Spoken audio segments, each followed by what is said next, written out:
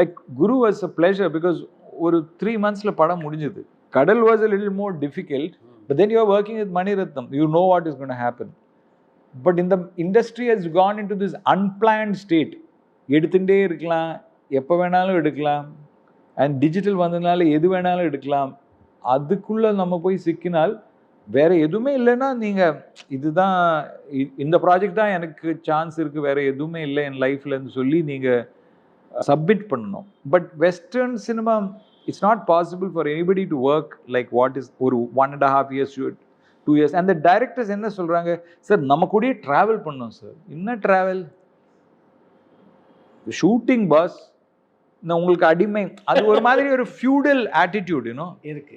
எனக்கு ஐடியா வரும்போது நான் ஷூட் பண்றேன், எனக்கு சிந்தனை வரும்போது. That is all. It is not possible for cinema because cinema involves 100 people 200 people. வேற யாரோட மீட்டர் ஓடிட்டு இருக்கு. ஸோ அதுக்கு பிளானிங் இல்லைன்னா பண்ணவே முடியாது. ஆர்கனைஸ்டா இருக்குமா நம்ம?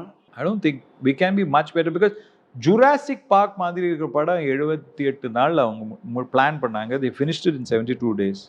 ஜுராசிக் பார்க் என்ன படம்? So something is seriously wrong. ஒரு family picture. I think there's something seriously wrong with the way we are planning. True. And the way we are designing shooting.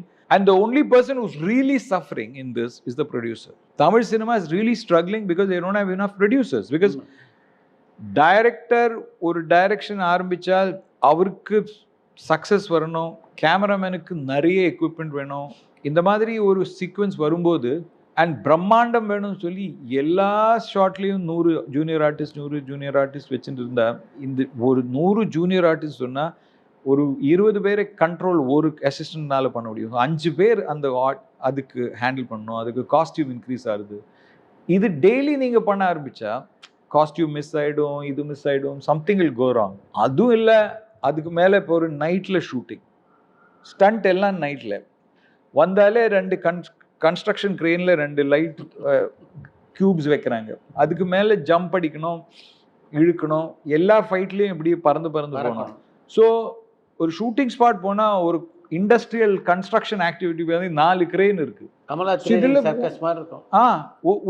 ஒரு ஷாட் மாற்றவே முடியும். ஒரு 2 ஷாட் 3 ஷாட்டுக்காக நீங்க plan பண்றீங்க. So I think it's very inefficient the way we are making films now.